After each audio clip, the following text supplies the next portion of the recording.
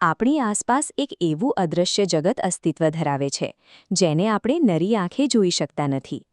તે બ્રહ્માંડના કણ-કણમાં વ્યાપેલી એક સૂક્ષ્મ ઊર્જા છે જે માનવ જીવનના દરેક પાસાને ઊંડી અસર કરે છે. આ શક્તિઓ પ્રત્યેનો આધુનિક ડર અજ્ઞાનતામાંથી જન્મે છે. વાસ્તવમાં જેને આપણે રહસ્યમય ગણીએ છીએ તેની પાછળ ગહન ગણતરીઓ અને પ્રકૃતિના અફર નિયમો છુપાયેલા છે. પ્રાચીન ભારતના ઋષિઓએ પ્રકૃતિના આ જ રહસ્યોને ઉકેલવા માટે પોતાનું જીવન સમર્પિત કર્યું હતું.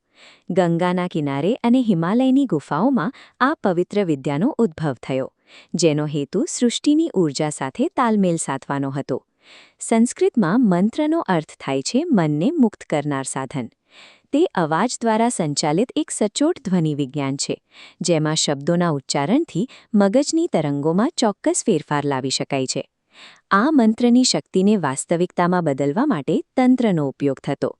તંત્ર એ એક પદ્ધતિસરની ટેકનિક છે જે સાધકના મન અને શરીરને બ્રહ્માંડની ઊર્જા સાથે જોડવા માટે ચોક્કસ માર્ગ પૂરો પાડે છે. પ્રાચીન ઋષિઓ જ્ઞાનના આ પ્રસાર માટે વિશિષ્ટ શારીરિક મુદ્રાઓ અને માનસિક એકાગ્રતાનો આશરો લેતા. તેઓ આ પદ્ધતિઓ દ્વારા બ્રહ્માંડના સૂક્ષ્મ તરંગોને પકડી શકતા અને તેને માનવ કલ્યાણ માટે વાળી શકતા. આમ, જે વિદ્યાને આપણે આજે અંધશ્રદ્ધાના ચશ્માથી જોઈએ છીએ, તે વાસ્તવમાં પૂર્વજો દ્વારા પ્રકૃતિની ઊર્જાને સમજવા અને તેનો પ્રયોગ કરવા માટેનો એક અત્યંત શિસ્તબદ્ધ અભિગમ હતો. આ પ્રાચીન રહસ્યોને જ્યારે આપણે આજના ભૌતિક વિજ્ઞાનના માપદંડ પર કસીએ છીએ, ત્યારે તેની પાછળના તર્ક વધુ સ્પષ્ટ બને છે. સાયમેટિક્સ વિજ્ઞાન આપણને સાબિત કરી આપે છે કે દરેક અવાજમાં એક આકાર છુપાયેલો હોય છે. જ્યારે રેતીના કણો પર ચોક્કસ ફ્રીક્વન્સીના તરંગો પસાર થાય છે, ત્યારે તે આપમેળે જટિલ ભૌમિતિક આકારોમાં ગોઠવાઈ જાય છે. મનુષ્યનું શરીર 70% પાણીનું બનેલું છે, અને પાણી ધ્વનિ પ્રત્યે અત્યંત સંવેદનશીલ છે. જ્યારે આપણે મંત્રોનું સચોટ ઉચ્ચારણ કરીએ છીએ, ત્યારે તે ધ્વનિ તરંગો આપણા કોષો અને આસપાસના વાતાવરણમાં એવા જ ભૌમિતિક સ્પંદનો પેદા કરે છે, જેનું આલેખન પ્રાચીન ગ્રંથોમાં યંત્ર તરીકે કરવામાં આવ્યું છે. તંત્રવિધિઓમાં અગ્નિ અને જળનો ઉપયોગ આ સ્પંદનોને તીવ્ર બનાવવા થતો. યજ્ઞની જ્વાળાઓ આંતરિક ઊર્જાને ભૌતિક જગત સાથે જોડતી. આ પ્રક્રિયામાં સફળતા માટે સાધકની આંતરિક એકાગ્રતા અને શ્વાસની લયબદ્ધ ગતિ સૌથી મહત્વનું પાસું છે. તેના વિના ધ્વનિ માત્ર એક અવાજ બનીને રહી જાય છે.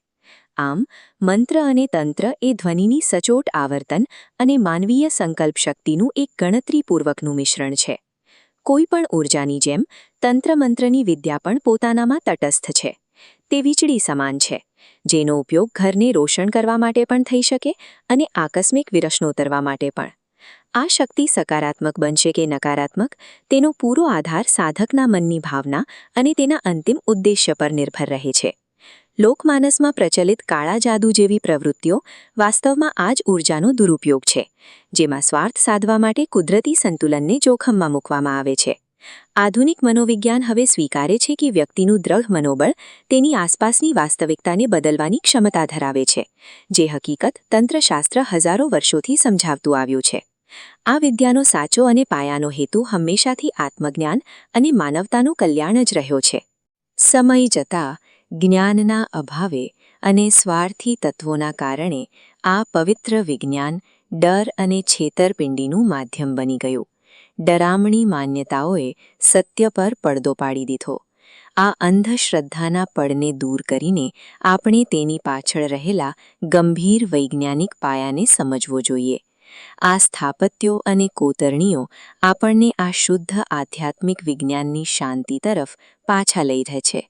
આજના તણાવપૂર્ણ અને અસ્થિર યુગમાં મંત્રોચ્ચાર અને ધ્યાનની આ પદ્ધતિઓ આંતરિક સંતુલન જાળવવા માટે વધુ પ્રસ્તુત બની છે.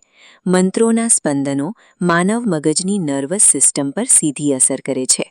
તે અસ્વસ્થ મનને શાંત કરવામાં અને એકાગ્રતા વધારવામાં મદદરૂપ સાબિત થાય છે. આ પ્રાચીન પદ્ધતિઓના નિયમિત અભ્યાસથી માનસિક સ્પષ્ટતા અને શારીરિક સ્વાસ્થ્યમાં નોંધપાત્ર ફેરફાર જોવા મળે છે.